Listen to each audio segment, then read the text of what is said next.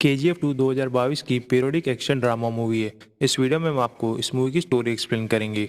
इस फिल्म की स्टार्टिंग में हम देखते हैं रिपोर्टर को जो आनंद नाम के राइटर से KGF 1 की कहानी के बारे में जान रही थी और KGF 2 की कहानी के बारे में वो कल सुनाने वाले थे, लेकिन कल अचानक उनकी तबीयत खराब हो जाती है। रिपोर्टर उनसे मिलने हॉस्पिटल जाती है, वहाँ उनके बेटे विजेंद्र से मिलती है और KGF 2 की बुक के बारे में बताने के लिए कहती है।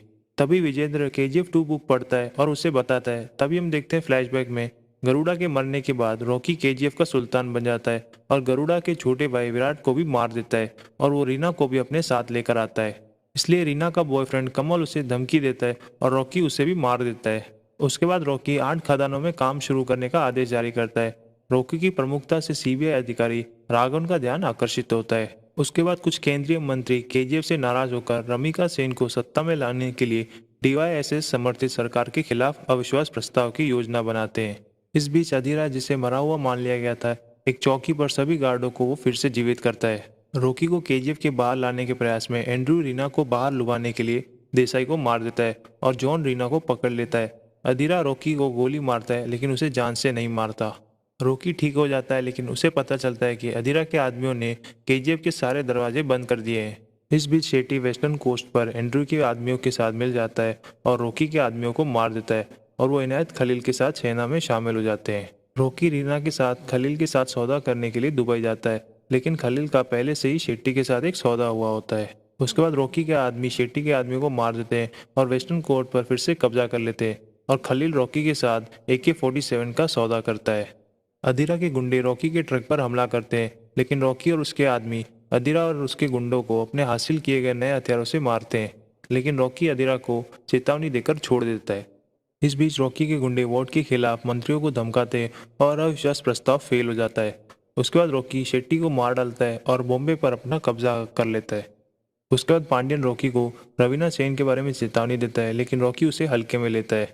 लेकिन 3 साल बाद 1981 में रवीना सेन की पार्टी जीत जाती है और वो प्रधानमंत्री बन जाती है। उसके बाद राघवन द्वारा KGF की स्थिति के बारे में बताने के बाद उसने सभी राज्य की सीमाओं को बंद कर दिया और विभिन्न CBI अधिकारियों को रॉकी के गोदामों पर छापा मारने के लिए ऑर्डर दे दिया। लेकिन एक यंग रिपोर्टर रॉकी के गुंडों के द्वारा जासूसी करता है, लेकिन रॉकी उसे उसकी ईमानदारी की वजह से उसे छोड़ देता है। उसके बाद CBI को अपने छापे में 400 ग्राम सोने के टुकड़े के अलावा कुछ नहीं मिलता। उसके बाद रॉकी KGF से सारा एक्सपोर्ट बंद कर देता है और सोने को जमा करना शुरू कर देता है।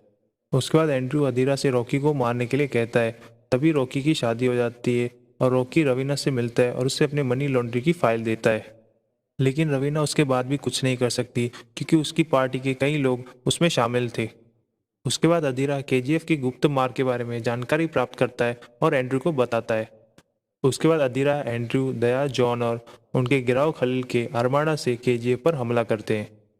उसके बाद रीना रॉकी को उसकी प्रेगनेंसी की खबर बताती है। तभी अधीरा उसे गोली मारकर रीना को मार देता है। उसके बाद रॉकी और अधीरा के बीच में फाइट होता है। तभी हम देखते हैं रॉकी अधीरा को मार देता है। उसके बाद रॉकी पांड्यन को मार देता है क्योंकि वही एक गद्दार था जिसने पहले भी अधीरा को गरुड़ा की मौत के बारे में पहले ही बता दिया था और अधीरा को गुप्त मार्ग दिखाया और एंड्रयू और रॉकी को काम पर रखने के लिए प्रेरित किया और दिल्ली में अविश्वास प्रस्ताव नाटक का मंचन किया और शेट्टी को रॉकी का विश्वास हासिल करने के लिए खलील के साथ सेना में शामिल होने के लिए राजी किया। उसके बाद रवीना सेन रॉकी के खिलाफ डेथ वारंट साइन करती है और रॉकी KGF को खाली कर देता है और अपने सोने और कैश के साथ एक जहाज पर चला जाता है। उसके बाद भारतीय सेना रॉकी का पीछा करती है, लेकिन रॉकी सरेंडर करने से मना कर देता है। उसके बाद रवीना सेन KGF और रॉकी के जहाज पर बमबारी करने का आदेश देती है, जिस वजह से रॉकी मारा जाता है। उसके बाद जाने से पहले रॉकी ने सभी KGF कार्यकर्ताओं के लिए एक नई कॉलोनी बनाई थी और एक यंग रिपोर्टर रॉकी पर एक किताब लिखने का फैसला करता है। उसके बाद वो रिपोर्टर 1978 से 1981 के बीच के रॉकी के क्राइम के ऊपर KGF 3 नाम की बुक लिखता है और ये मूवी यहीं पर खत्म हो जाती है।